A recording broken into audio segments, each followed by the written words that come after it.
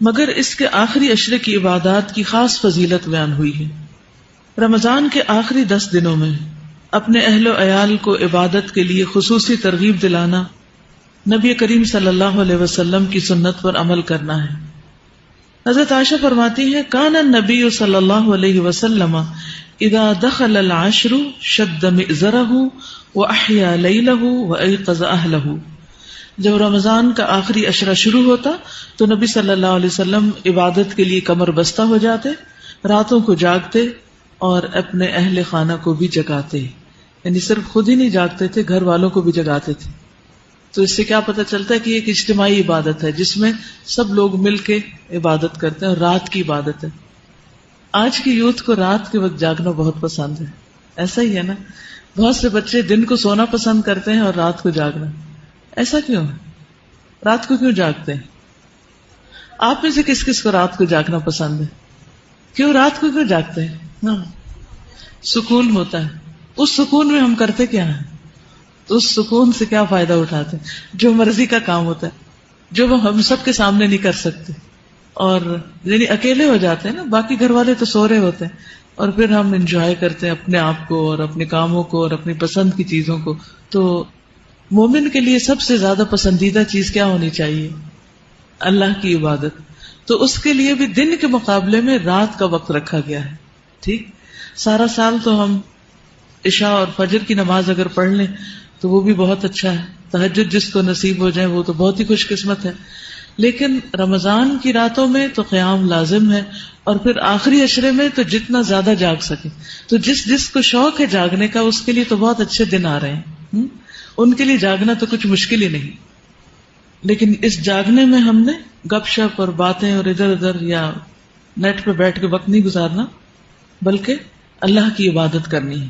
ایک اور روایت میں حضرت عائشہ بیان فرماتی ہیں کان رسول اللہ صلی اللہ علیہ وسلم یجتہد فی العشر الاواخر ما لا یجتہد فی غیرہ، کہ رسول اللہ صلی اللہ علیہ وسلم عام دنوں کی نسبت آخری عشرے میں خوب محنت اور کوشش کرتے۔ عربی کے الفاظ کہتے ہیں ما لا یجتہد فی غیرہ، جتنا کبھی آپ کسی اور وقت میں کرتے نہیں تھے، یعنی ایسی کوشش اور محنت اور ایسی عبادت کسی اور وقت میں نہیں ہوتی تھی۔ تو اس سے کیا پتہ چلتا ہے کہ ہم نے اس کے لیے خاص طور پر پلاننگ کرنی اور زیادہ سے زیادہ اس وقت کو اچھی طرح گزارنا ہے۔ آپ صلی اللہ علیہ وسلم حضرت فاطمہ اور حضرت علی کا دروازہ بھی کھٹکھٹاتے اور فرماتے الا تقومانی فتصلیانی، کیا تم دونوں نہیں اٹھو گے، نماز نہیں پڑھو گے؟ آپ آخری عشرے میں ہر رات مغرب اور عشاء کے درمیان غسل فرما کر خوشبو لگاتے تاکہ عبادات کے لیے تازہ دم ہو جائے۔ کس وقت؟ یعنی افطار وغیرہ کر کے کھانا کھا کر اور تراویح پڑھنے سے پہلے کے وقفے میں، تاکہ پوری طرح فریش ہو جائے۔ تو ایون اگر آپ نے پراپر غسل صبح کے وقت لیا ہوا بھی ہو تو اس سنت کو پورا کرنے کے لیے چند مگے پانی کے اپنے اوپر ڈال لیں تاکہ رات آپ کی اور زیادہ فریش گزرے، اچھی گزرے۔ اب اس میں یہ کہ کرنا کیا ہے، رات کو جاگ کر کرنا کیا ہے، اس کی لسٹ بنا لیں۔ اس سے پہلے آپ قیام کریں گے تراویح کا، پھر اس کے بعد آپ کچھ اذکار کر سکتے ہیں، تلاوت کر سکتے ہیں، کوئی درس و تدریس کر سکتے ہیں، اگر کٹھے گھر میں کچھ لوگ ہیں کچھ سیکھ سکھا سکتے ہیں، پھر اس کے بعد بیچ میں چائے بھی پی سکتے ہیں تاکہ جاگ سکے۔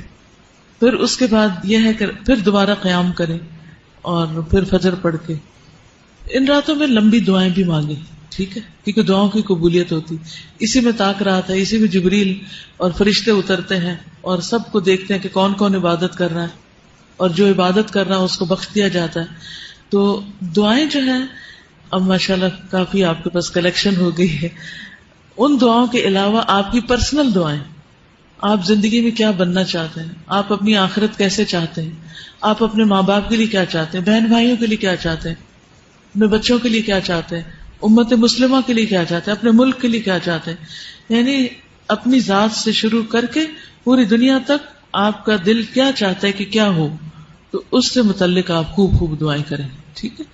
اس کو اگر لکھ لیں، میں نے ایک چھوٹی سی ڈائری بنائی ہوئی ہے، تو اس میں جب مجھے کوئی دعا یاد آتی ہے، جب میرے اندر کوئی طلب پیدا ہوتی ہے تو اس میں لکھ لیتی ہوں کہ اللہ مجھے یہ عطا کر، کیونکہ جب قبولیت کی راتیں یا اوقات ہوتے ہیں تو پھر میں اس کو دیکھ بھی لیتی ہوں کہ کہیں کوئی چیز بھول تو نہیں گئی، تو اس طرح آسانی ہو جاتی۔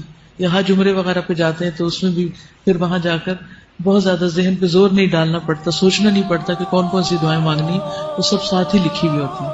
ٹھیک، اور پھر میں چیک بھی کرتی رہتی ہوں کہ کون کون سی دعائیں میری پوری ہو گئی، تو الحمدللہ کافی ہو بھی گئی ہیں.